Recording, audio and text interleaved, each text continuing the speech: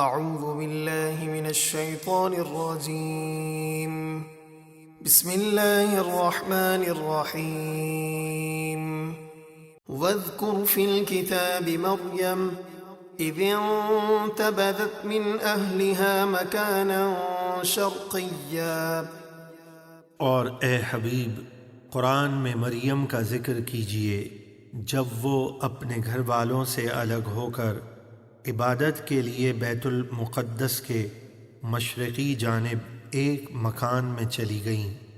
فاتخذت من دونهم حجابا فأرسلنا إليها روحنا فتمثل لها بشرا سويا. پھر انہوں نے لوگوں کی طرف سے اپنے لیے ایک پردہ بنا لیا تو ان کی طرف ہم نے اپنے روحانی فرشتے جبریل کو بھیجا، وہ ان کے سامنے ایک تندرست آدمی کے روپ میں ظاہر ہوئے تاکہ حضرت مریم ان کی اصل صورت دیکھ کر خوف زدہ نہ ہو جائیں۔ قالت إني أعوذ بالرحمن منك إن كنت تقيا. مریم نے انہیں دیکھ کر کہا، میں تجھ سے رحمان کی پناہ مانگتی ہوں، اگر تجھے خدا کا ڈر ہے تو یہاں سے چلا جا۔ قال إنما أنا رسول ربك لأهب لك غلاما زكيا. جبریل نے کہا، میں تو صرف آپ کے رب کا بھیجا ہوا فرشتہ ہوں تاکہ آپ کو ایک پاکیزہ بیٹا دوں۔ قالت أنا يكون لي غلام ولم يمسسني بشر ولم أك بغيا. مریم نے کہا، میرے ہاں لڑکا کہاں سے ہوگا، مجھے تو کسی آدمی نے چھوا تک نہیں اور نہ ہی میں بدکار ہوں۔ قال كذلك قال ربك هو علي هين ولنجعله آية للناس ورحمة منا وكان أمرا مقضيا. جبریل نے کہا، یوں ہی ہوگا، اللہ تعالیٰ آپ کو بغیر کسی مرد کے چھوئے ہی لڑکا عطا فرمائے گا۔ آپ کے رب نے فرمایا ہے کہ یہ میرے لیے آسان ہے، اور تاکہ ہم اس لڑکے کو لوگوں کے لیے اپنی قدرت کی نشانی بنائیں اور اپنی طرف سے ایک رحمت بنا دیں، اور اس کام کا فیصلہ ہو چکا ہے۔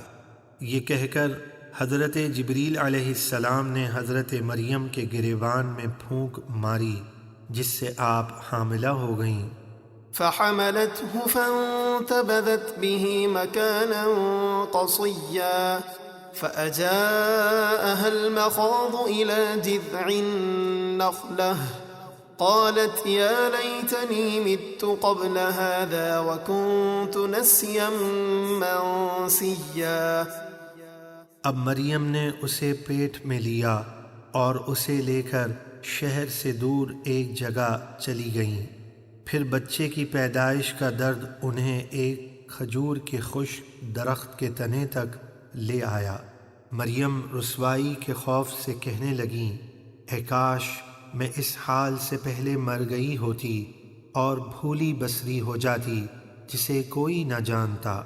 فناداها من تحتها ألا تحزني قد جعل ربك تحتك سريا وهزي إليك بجذع النخلة تساقط عليك رطبا جنيا فكلي واشربي وقري عينا فإما ترين من البشر أحدا فقولي إني نذرت للرحمن صوما فلن أكلم اليوم إنسيا.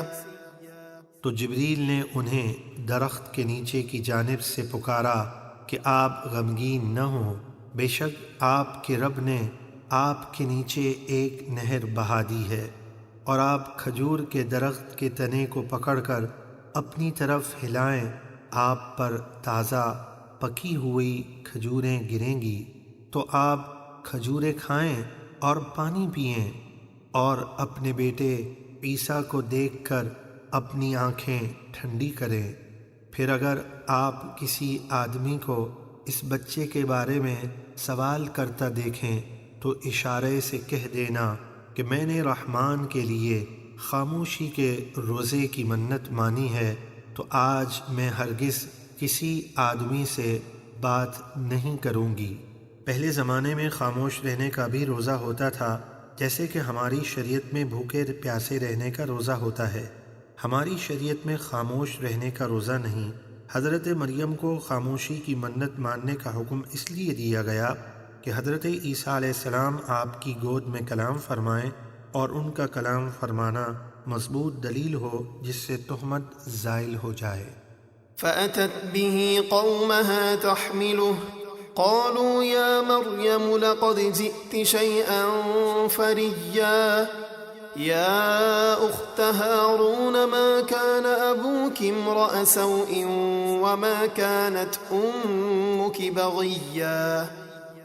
پھر وہ اسے گود میں اٹھائے ہوئے اپنی قوم کے پاس آئیں تو انہوں نے کہا، اے مریم، بے شک تو نے بہت بری بات کی، اے ہارون کی بہن، نہ تو تمہارے والد عمران برے آدمی تھے اور نہ ہی تمہاری والدہ حنا بدکار تھیں۔